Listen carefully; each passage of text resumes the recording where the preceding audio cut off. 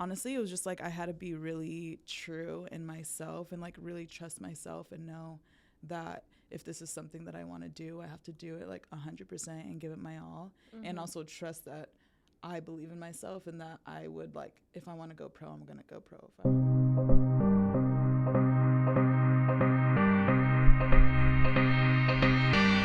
On to the next quarter.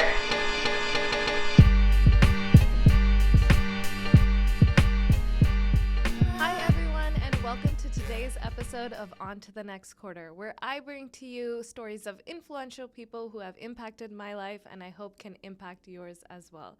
Today, I have a very special guest with me that I want to introduce to you all, Shweta Alozie. Michelle and I grew up in Apple Valley, California together, and we went to middle school and high school together until Michelle went off to Yale University to play soccer.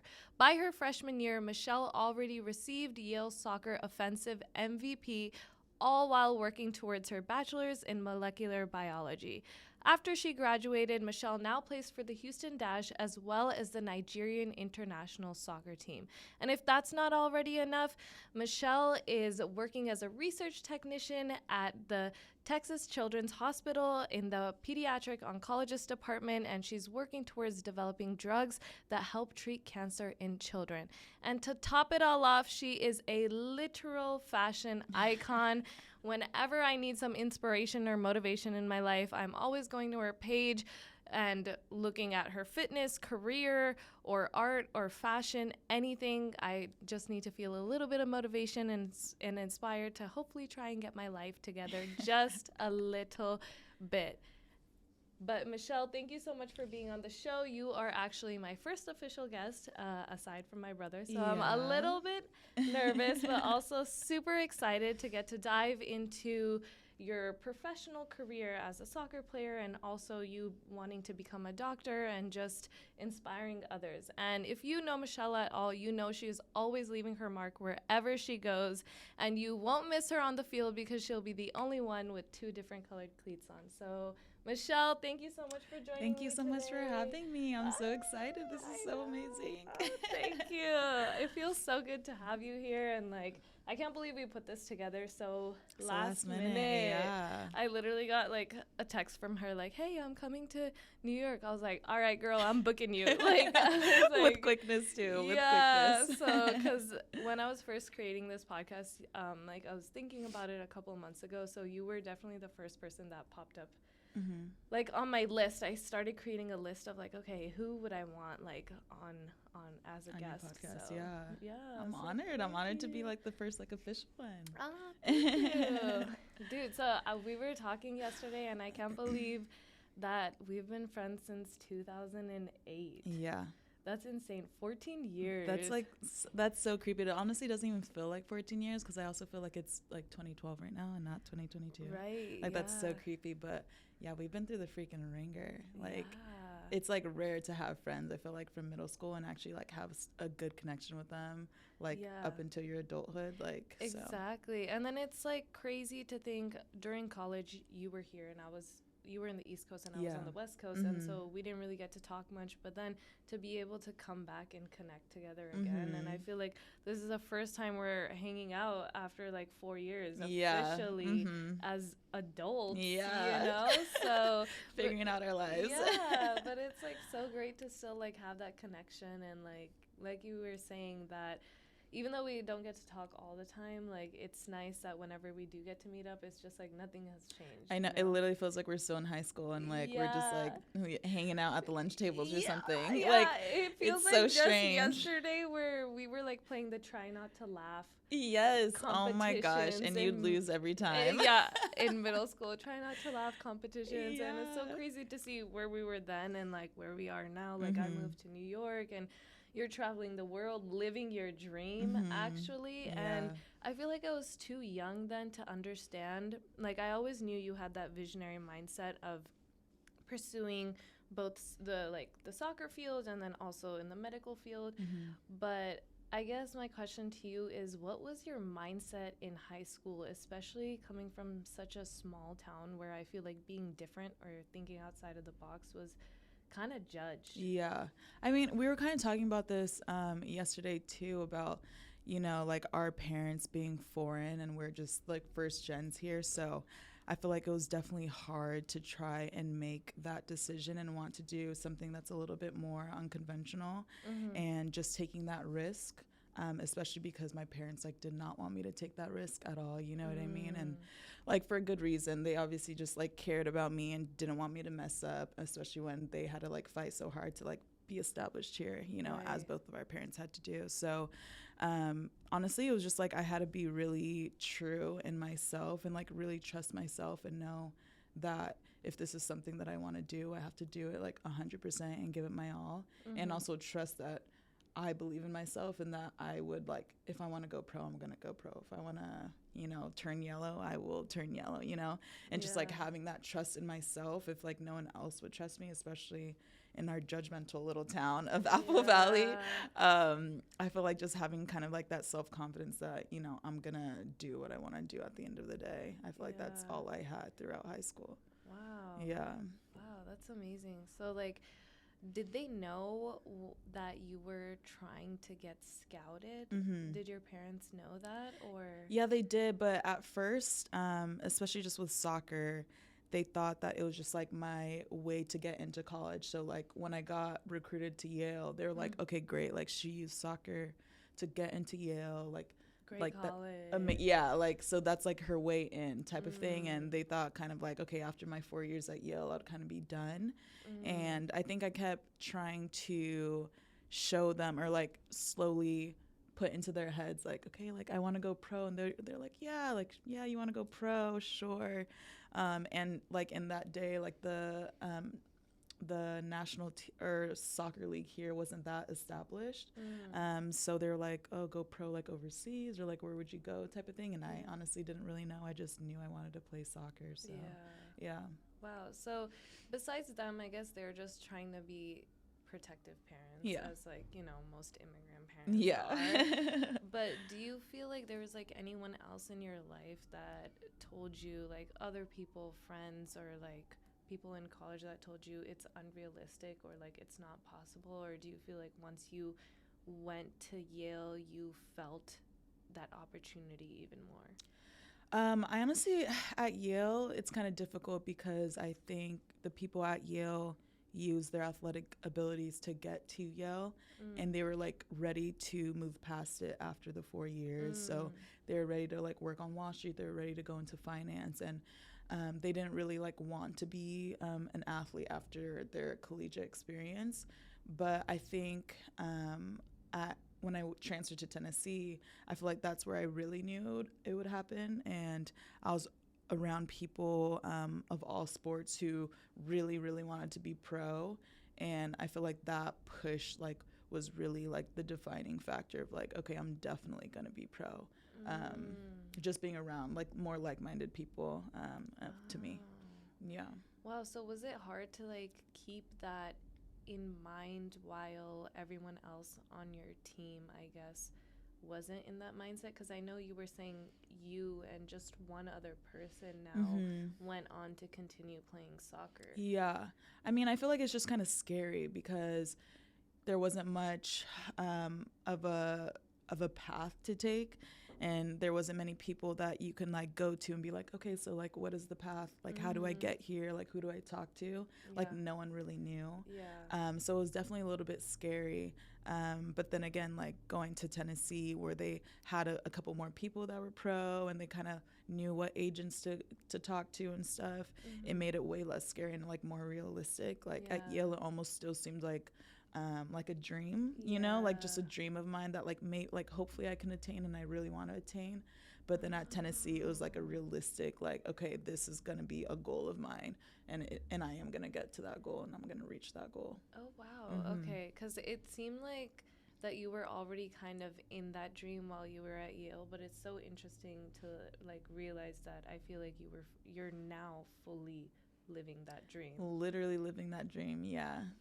And I'm obsessed. Yeah, that's amazing because I feel like I've also taken like an unconventional path. Like I'm here. Yeah. Like, you know, I did my master's in biotech and entrepreneurship, and now like I'm doing a podcast, and I feel like there's never that like set route, and it's like really scary to be taking that next step into the darkness, but also it's really rewarding once you get there, once you can see it, because it's like, you know, it's like a hazy vision, you know, it's there, but it's just like, you know, like once the fog starts clearing up, it like feels really good. So my original question was going to be, did you feel like imposter syndrome once you were in Yale, like playing, or did you feel like right at home, like this is where I was supposed to be, or instead do you now feel that where you're at now on this team? No, I definitely had big imposter syndrome. I like actually wanted to transfer out of Yale like the beginning of sophomore year.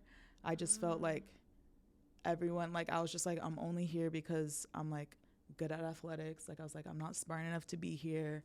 People like, I feel like at Yale were very they made it very like clear that like, yes, like either I really came for money or like I'm really smart. And I feel like that just wasn't, like I'm kind of just like kind of laid back. Like I just really love sports, and I'm like, okay, I don't we like. have the Cali laid back. You know, the like, Cali, the Cali laid back vibe, and I feel like they were just like really smart, and like granted they were, but I felt like it just like wasn't the place for me, and I like really wanted to transfer. Like I remember like literally crying to my parents, like please, like I don't want to be here anymore. And so I'm like glad that I stuck it out. Like obviously it's a great university, and I feel like it made me like a little bit tougher and like allowed me to just define who I am a little bit more, because I feel like when you feel that you're not supposed to be in a certain place for whatever reason, and you're like realizing that no, you actually do deserve to be there for like a multitude of reasons, that it just makes you a little bit more self-confidence and like in who you are. So I am glad that I ended up staying. But now I feel like, now I just like feel like I'm like actually living a dream. Like I'm like, what is life? Like I don't like, I just like, I don't have a conventional like 9 to 5. So I'm just like playing soccer, and then I go home and eat and like hang out. And I'm like, what is going on? Like, you know, like it's like such like, it's a literal dream. And I always try to think back to like when, like if I could talk to my younger self and just like explain to them what I'm doing right now, they'd probably just be like, like what? Like what do you mean? Like you just like playing soccer, like traveling, like now with Nigeria you're just traveling, like how fun, you know? I know.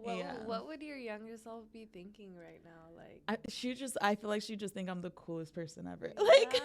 Like I'm which like, you've always been. You were on the path to that. So.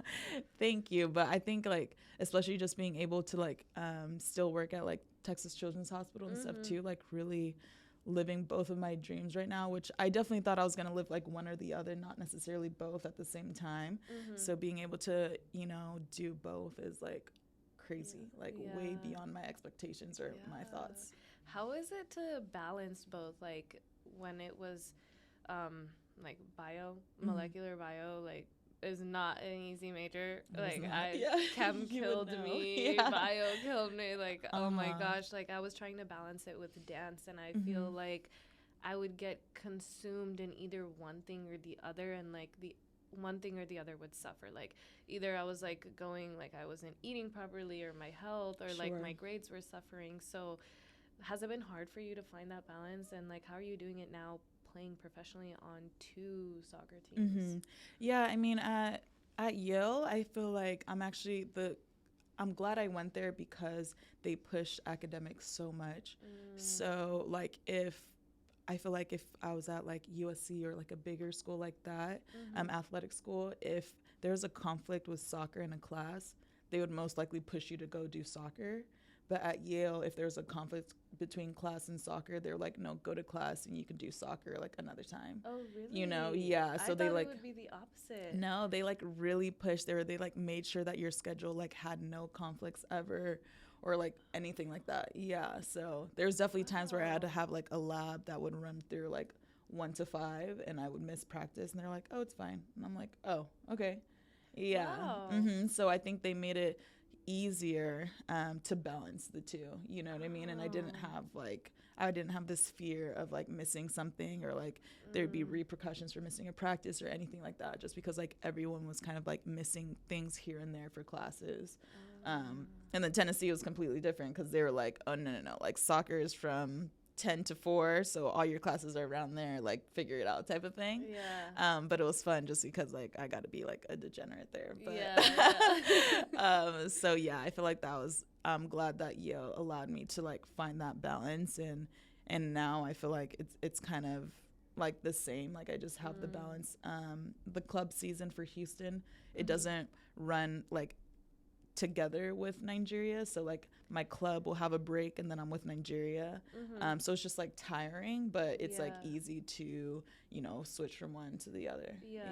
And so I guess because it doesn't conflict, like neither team should have like an issue, right? Like sometimes like they're like, okay, if you're playing for us, like you can't be doing other things, you're not committed. So there was none of that type of conflict. No, the only reason there would be like a conflict is like if I like picked up like a small like injury or something with my club team, they wouldn't want me to go and play for Nigeria and get like a worse injury type of thing.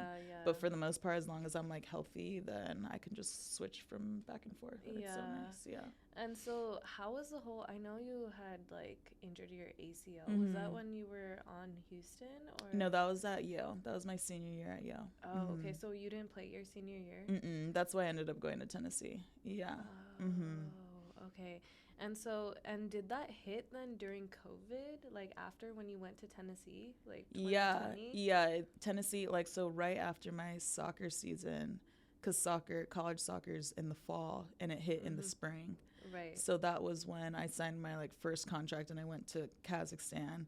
So it hit while I was in Kazakhstan, but, like, in Kazakhstan, like, COVID wasn't really a thing. Like, you know, so it, like, really hit, like, U.S. hard. Yeah. And my parents would, like, text me and be like, hello, like, what's going on over there? And I'm like, nothing. Like, oh, you were in Kazakhstan during COVID? Yeah, so I was during 2020. Yeah, or like until from February until I think March, late March, early April, I think. Wow. I was in like Kazakhstan or like Turkey, for the most part. And then once it like really hit the world hard, I feel like it hit the world hard like end of March, and then that's when I came back to the U.S. Oh, so then during that time, like during the rest of like the COVID period, were you still training? Do you feel like it took some like time away from you? Because I know for athletes, it's like, okay, we have like, these are our prime years and all of that. So were you like, hey, like maybe I have to figure something else out? Or No, I definitely like freaked out for sure, because I came back, I went to Tennessee. They weren't even allowed to work out, so I was just kind of like there, like doing my own thing, and I was like, I have no, like, when I really tell you, I had no idea like what was gonna happen. I'm sure like everyone else, but I was just like, oh God, like that was my first pro contract. Like now, like who knows? That season's probably over. Will I be able to go back? Like I don't know. Like do I even want to go back? Like no. So it was just like very difficult, but I know I just like had faith a little bit and like hope that like a better opportunity would come after all of this disaster that was the world falling apart. So yeah. Oh, okay. So how has it been like for you and your family both to be playing for the Nigeria team, to be able to like tap back into your roots? Like that's crazy. You're doing both, like you're in the American like US soccer team, and you also get to like play for your like home country. So what's that feeling been like? You know? It's really rewarding, and I mean we were just talking about this the other day too, how when we grew up we were trying so hard to like not be like our parents, which is so sad to think about. And so like growing up and just thinking that I try to like shelter my Nigerian self so much, and like have my parents talk less at like parent teacher conferences because of their accents, or like try not to smell like the Nigerian cuisine, like all of that, and to like now be so embedded into it and like loving it, and like trying to learn a little bit more of the native language, and like just like mesh a little bit more with my teammates, and just loving being Nigerian. It's like it's literally like full circle. And I'm like so glad that I actually got to have this opportunity, because again it just allows me to tap into like my true self and like hone in on like who I am as a person way more, and just obviously our culture and stuff. So it's like so rewarding, and they love watching me play, and like just having our last name on the jersey and everything. It's like everyone is just like rooting me on, especially since like soccer is like the main sport in Nigeria. So they're like everyone loves it in my family. Oh, that's so awesome. Yeah, I definitely feel like as most people might feel, or a lot of like first generation immigrant families and like children, that it's really hard to have that balance between assimilating into the American culture but also keeping our roots in check. Like either it's like you're too Americanized or you're like too whatever your culture, like it's like okay, so finding that balance, especially when you're in high school and stuff, which I feel like college and outside of college and being in cities with a lot of diversity allows you to be in that space and tap like back in. Tap back in, and like people love learning about it. Like I used to think it's like weird, or like people didn't really want to know, or like, oh, like what is Indian food, whereas here people will be like, oh my gosh, like it's so good, I eat this. Like they'll like whip out, they'll speak in Punjabi and I'm like, oh shoot, like I wasn't prepared for that, you know. So it's like really nice to see that like people are so excited to learn about other cultures, and it's okay to be who you are to whatever degree you want to be absolutely who you are. So I really love that. And so you were talking about your finding yourself and your individuality, and I always struggled with, I've always been like dancing on teams since I was younger, and especially in college I felt like it really taught me how to put the team first, how to put a group of individuals before myself, but then creating my own individual self out of that was really tough for me. I felt like it kind of consumed me to the point where like when it was finished, when I stopped dancing, I didn't really know like who I was outside of that. But in general, no matter like in your friend circle, like since you were younger, I feel like you've always had your own sense of self. Do you feel like that continued on, or do you feel like sometimes you lose yourself like in the team? No, I get what you're saying. Man, I feel like I would have identity crisis all the time. Especially younger, like am I Nigerian, am I American? Like now I feel like if soccer wasn't there, like what really am I doing?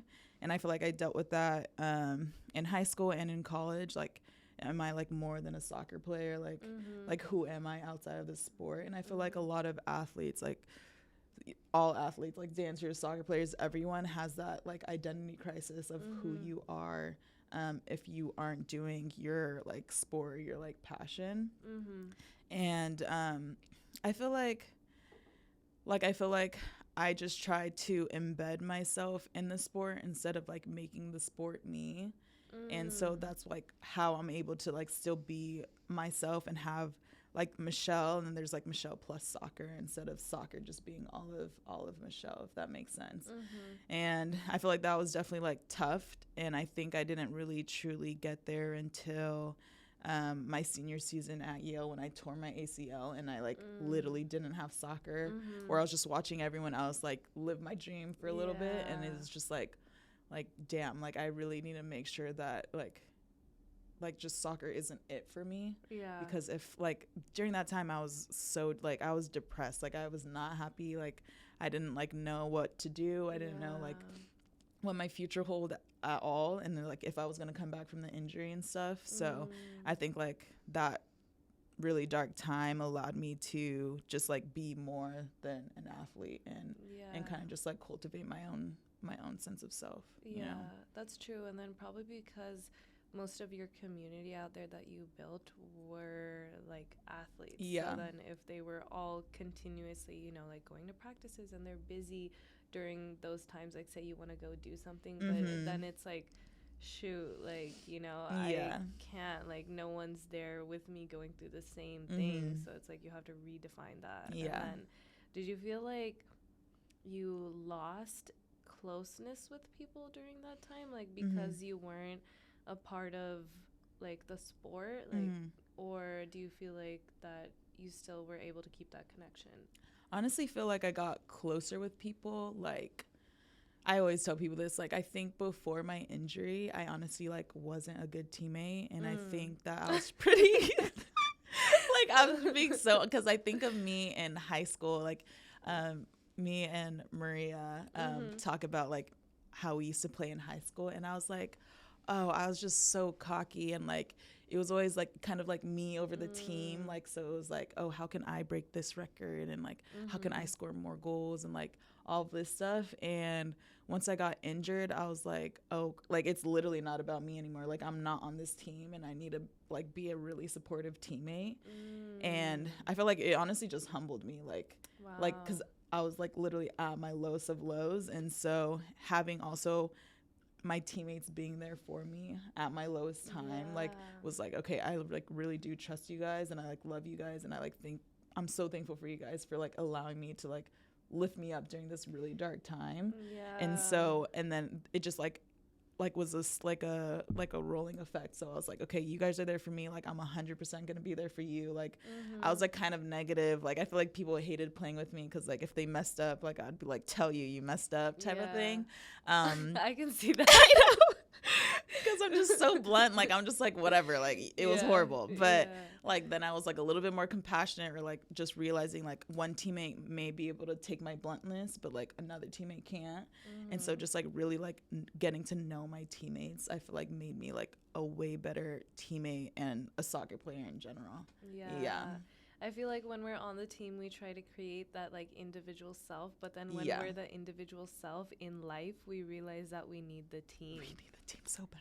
Wow. We need the team so bad. I know. It's just, like, a different, and just, like, I guess how people have their different, like, communities and stuff, it's essentially that, like, you know, just people, like, and knowing that there's people that can support you when you're that low, like, it just feels really good to know, and, like, it just gives you, like, some peace, I definite guess. peace. And so then after moving from there to Houston, I know we were discussing this yesterday too, that like, you're about to hit your 2-year mark, right? And so how has it been, like, or actually, how was the transition from, like, your early 20s to now your mid-20s? You know, was that hard, like, graduating from undergrad and then moving on to this, or did you feel like, hey, like, this is it, this is the next step, like, this is where I need to be right now?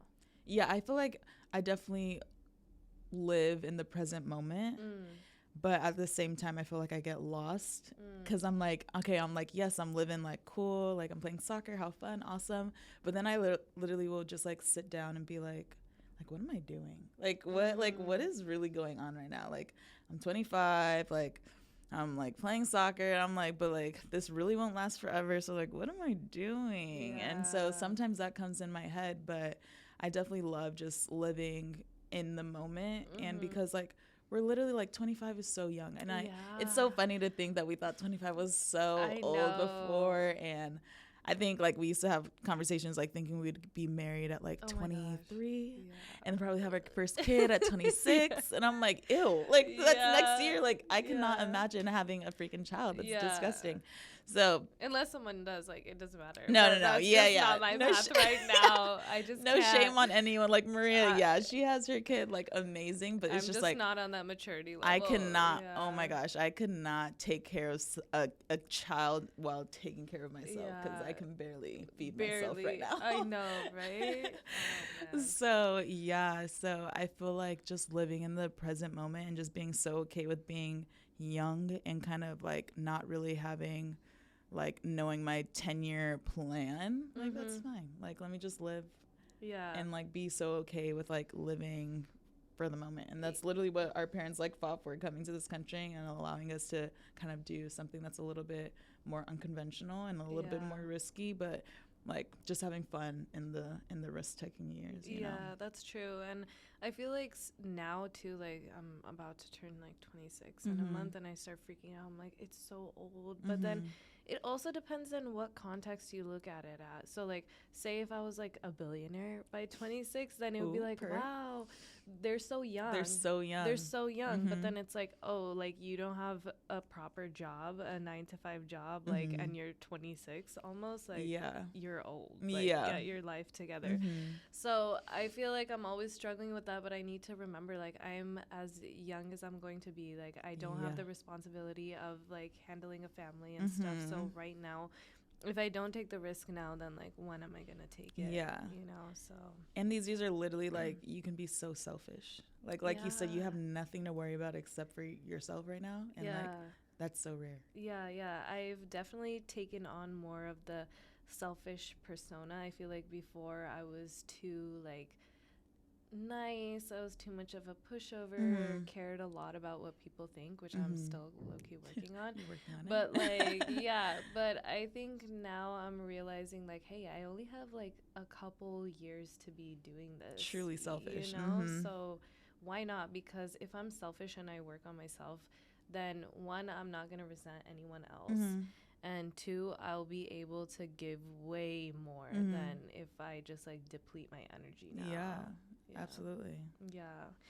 So I know we kind of talked about a lot of the challenges that you went through amidst all your successes, but I feel like what was the biggest challenge you faced in this whole journey?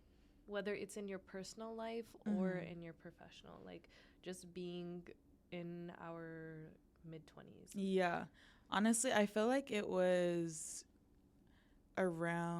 honestly like coming back from COVID and like again just having that conversation with my parents and them kind of being like, okay, Michelle, like you see, like soccer isn't there forever, like type of thing, and them kind of like doubting or like just being a little bit stable, more unsure. Like healthcare is always exactly like all the doctors are needed now, Michelle, type of thing. And like again just like kind of like being tested, like granted they want the best for me and I understand that, but just being tested and like really trusting in the journey that I think that, you know, I'm on and that like God has me on. And so I feel like that was like a big turning point and just really like trusting myself even in like a state of straight confusion, and just like really like hoping in the process. And it was like definitely scary coming out of COVID because I was just like a trial list for Houston, which means I was basically just like trying out. Like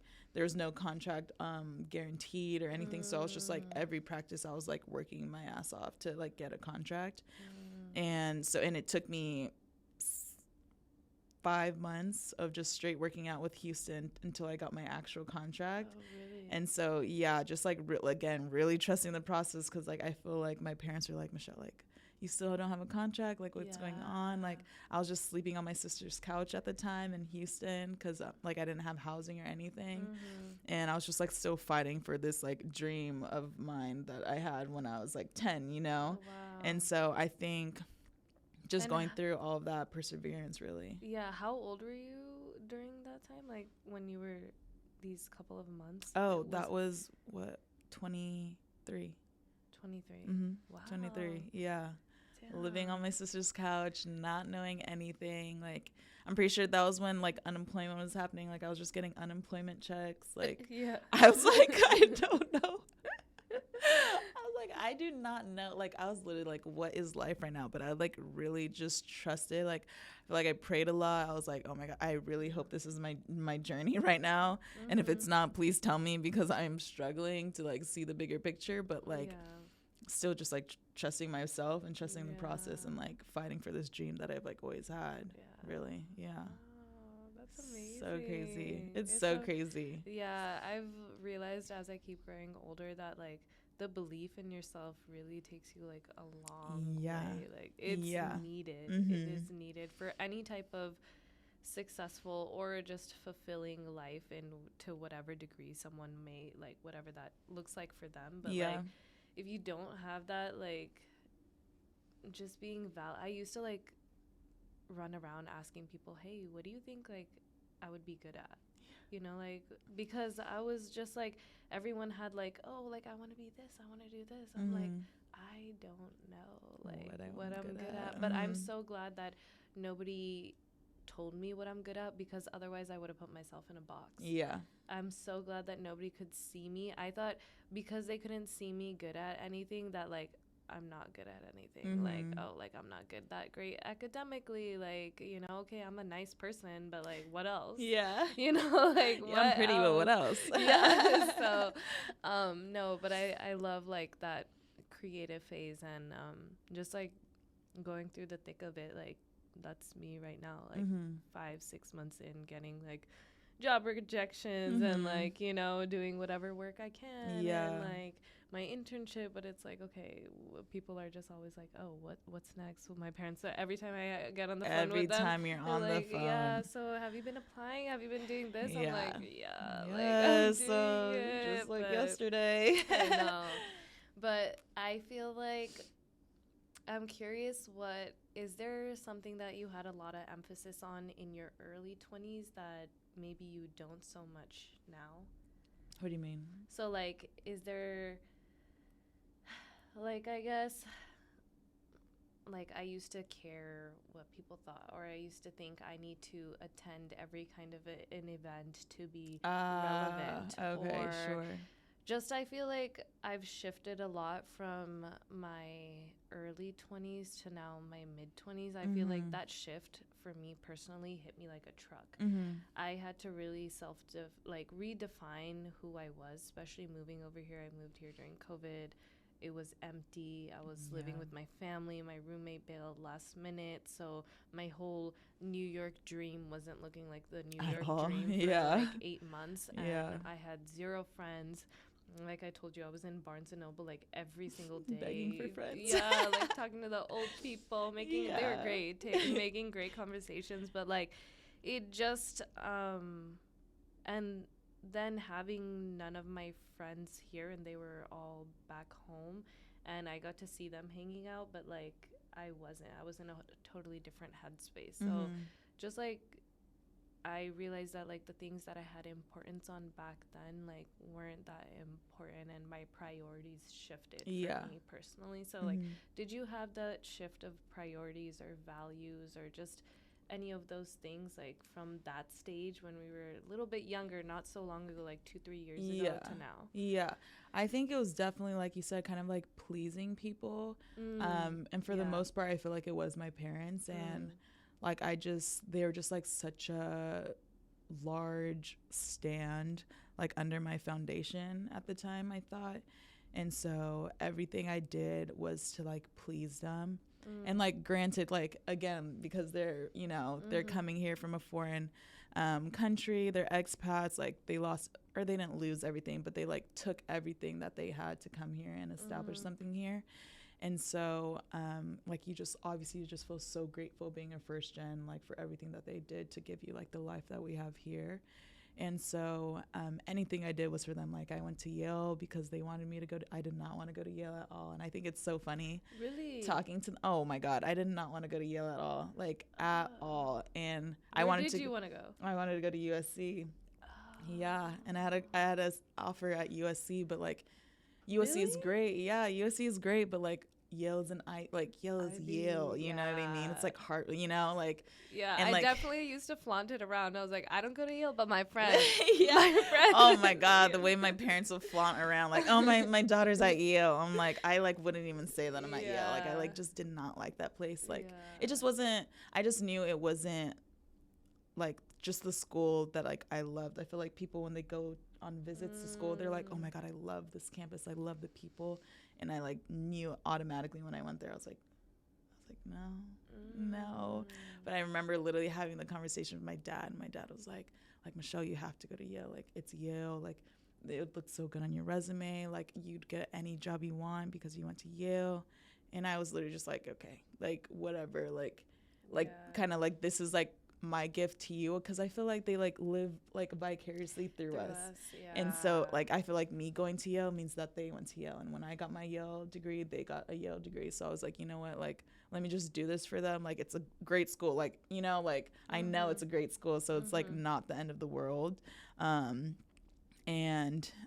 So I think I just did so much to please them. And I know when I tore my ACL and I had that extra year, I could have done it at Yale, and I was like, absolutely not. And I remember having a conversation with my parents and just being like, look, like I got my Yale degree, we're good. I was like, I'm using this year to go to a school that I like truly wanted to go to, and that was like Tennessee. I just always wanted to go to like a big state school that was like had a, like an amazing football team and like was all about athletics. Like that's all I ever wanted to go to. So when I went there, I was just like so happy, and I feel like they saw how happy I was. And when I was like so happy in that decision that I made solely for me, I feel like I was like, okay, like I kind of just, I gotta like live my life now type of thing. Like, wait, so this was after you graduated Yale that you went to Tennessee? Yeah, so like I graduated, I did my whole 4 years at Yale, graduated. But then you had 1 year because of of my injury. Yeah, so I had 1 year to play college soccer basically, and so I did my grad program at Tennessee, and then was there for a year playing soccer. Yeah, so I feel like that is definitely the switch from early 20s to late 20s. Is like I did everything for my parents and like try to make them so happy, but now like obviously I still want them to be happy. Like I'm not gonna do things that are like outlandish, but again, like just being a little bit more selfish. Like maybe they're not like so happy that I'm like going out, or like that I posted this photo on Instagram, and I'm like, honestly, like guys, you guys have to like grow up. It's like I'm 25, like I'm just gonna do my life at this point, you know. And I feel like that's really like relevating, you know, like so nice to just do what you want to do. That's and so not true. care. I feel like that's so good that you were only more focused on pleasing your parents rather than like just other people, because I feel like I'm like trying to please my parents along with like other everyone around me, so then it gets really exhausting, and that's just something that I've been working on. But I guess now where you're at, it's like you've created your standing and enough level of trust with your parents where they're like, hey, like, okay, she knows what she's doing, like you know, I need to like loosen up the reins a little bit. And you're so confident in yourself, like, hey, like I know what I'm doing, like I have this like down, like you know, it's okay, like you guys can ease up now, like, you know, I'm a good daughter. I'm fine, right? I'm a Yale grad, I'm fine. Oh, that's so good. I have used you as an example. I know I texted you this too, but I've used you as an example to countless people, because I just love that you show other people that you can do it all. Because as being like the oldest on both sides of my family, you know, like it's just been very difficult to maybe break the boundaries of like taking risks. Now my parents are more okay with it after like graduating in my master's. They're like, okay, fine, like now you have a fallback, you could do whatever you want. But initially, like when I got into college and I was talking to the counselor, I was like, hey, like I'm gonna do a bio degree, and also I want to be a dance major. And they're like, hey, that's not possible, you can't do both of them, right? And so then I felt very discouraged, and I ended up doing neither. And I went into public health. I was like, hey, like this is close enough to medical, like you know, if I decide not to, I can maybe do something else. And now looking back at it, I realized that was just a very immature mindset, and I was allowing other people's opinions who are not even in that career to sway and influence me you. and influence me. And so that's why I love showing you off in a sense, like not like that, but just like showing you off as an inspiration, because I feel like not only are you an inspiration to people of color, but also to just women in general, because there's always that pressure of like, hey, you have to have kids, you should have a family by this time, you should have things figured out, because like, oh, your biological clock is ticking, or this or that. Whereas like you've shown that like, hey, you could take your time, and like I can go do something else later, and I'm not going to be too old. I always used to be in that like phase that like, oh, like I'll be too old if I start later. Like I don't want to be like an old person going to school, but like we're not. Like, we're young. 30 isn't old. Like, I we're know. good. Yeah. Exactly. And Mhm. so I guess my last question to you is, what message would you give to the younger generation who is out there dreaming of amazing things? And then also, what would you give to the people that are older than us that are trying to continue to fight for their dreams? Yeah. Oh, man. For the younger ones, man, I would say,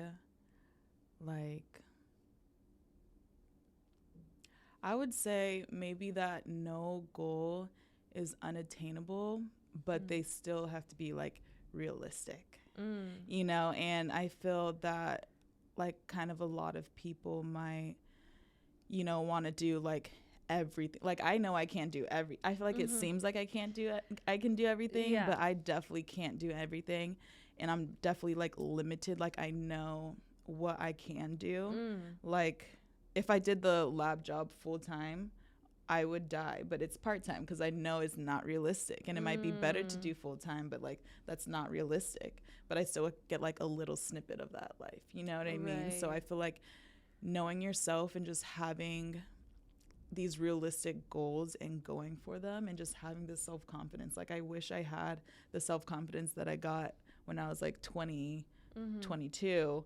I wish I had that, like, really when I was, like, 16. And I feel like it might have been obviously hard where we grew up. But I feel like where the world is going now, that younger people definitely have way more confidence than we did when we were younger. So I feel like just having that confidence and just going with your like realistic goals, like you'll be fine and you'll attain them. And I feel like for the older generation who are still trying to reach their goals, I'm like, oh my God, I applaud you. Like, if I still wanted to, you know, be a doctor at 50, I hope there's someone that's out there trying to be a doctor at 50 and are still like truly believe that they want to do it. But if there's like an older crowd that's still reaching or trying to reach their goals, I like applaud you guys and just to keep going. Like, I feel like you don't realize that you are being very influential to younger generations like myself, and I feel like it just like helps with like stopping this stupid facade that we have to like have our whole entire lives figured out once we get our diplomas, because it really, like, life is so crazy. It can turn so many ways, and I feel like we try so hard to like work for money, and instead of just like working to like live you know, and just to like live our lives. And so I feel like if there's any generation that's older still just like living their dream or trying to pursue their dream, like, amazing. Like, and I thank you so much for that. Well, thank you, Michelle, for joining me. This was so fun. I am so humbled to get to know you and to be able to still like continue this friendship. I am excited to see how you're going to continue thriving and where you're going to be in the next year or two, because honestly, like you said, life is always changing, and I feel like there's always new things in store. So I always I feel like you're the one person where I want to look at your stuff. Like, you know, like I want to be like, you know, like, where is she? Wow. Like, it's just so inspiring, rather than like, I feel like sometimes women look at other women and they're like, oh my gosh, like, you know, like it should be like that uplifting thing, you know, like it's just like, wow, like, look at her go. Like, if she can do it, why can't anyone else? You know, why, if you had a passion and you had a dream and you're able to live it, like, why can't anyone else? You know, like, we all come from humble beginnings, and like, so yeah, I think it's just amazing. And thank you so much for taking out your New York trip time to spend it with me. I couldn't not come and not see Sugar Mama. But yeah, I love you, Michelle. I love you too, girl. Thank you so much. No and problem. I hope you guys enjoyed this week's episode. Yeah. Bye. Yay, that was so good. Yeah.